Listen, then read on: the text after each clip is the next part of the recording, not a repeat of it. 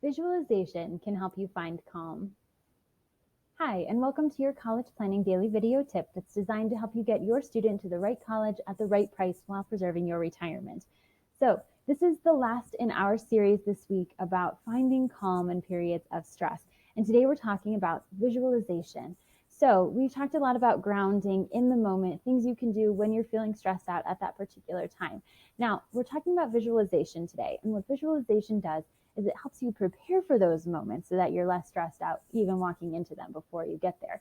So if you've ever been an athlete, or if you've ever been in a play or anything where you are in a high performance, high anxiety situation, and sometimes maybe you get stage fright or some other experience like that, you can start ahead of the game with visualization. What visualization does is it helps you prepare mentally for what that experience is going to look and feel like, so that then when you walk into it, then you're not as uncomfortable as you might be if you felt like you were going in with no idea what it was going to be like.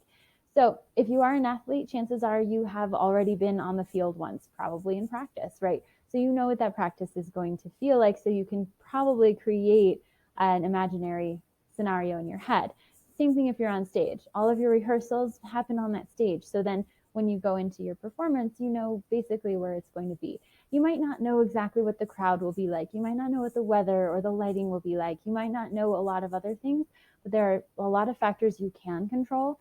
And when you visualize the things that you can't, that helps prepare you for the inevitable uncertainty of the situation. So what I like to do is, when I know that there's something big coming up, the night before or several nights before, even sometimes weeks or months in advance, I visualize before I fall asleep.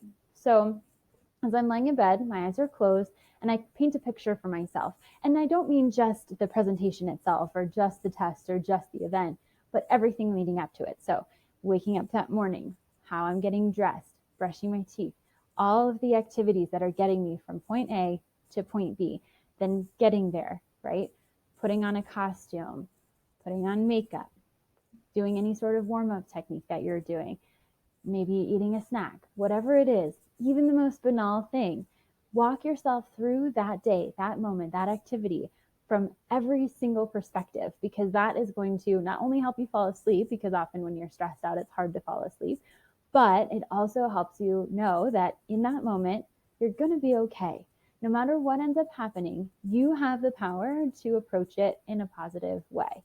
So stress often comes because you're not paying attention or you're not connected to the thing that you're doing.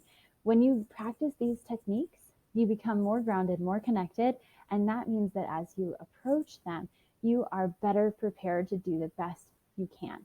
So you are in control of you, and that's all you're in control of.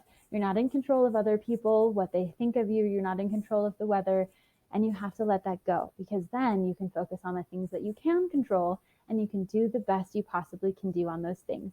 And when you translate that to an ACT or SAT, or even just a regular testing class or an interview for a college application, then you know that you're going in with the best possible foot you absolutely can.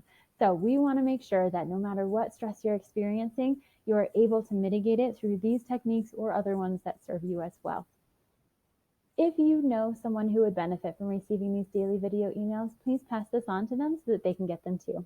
Thanks, and we'll see you next time.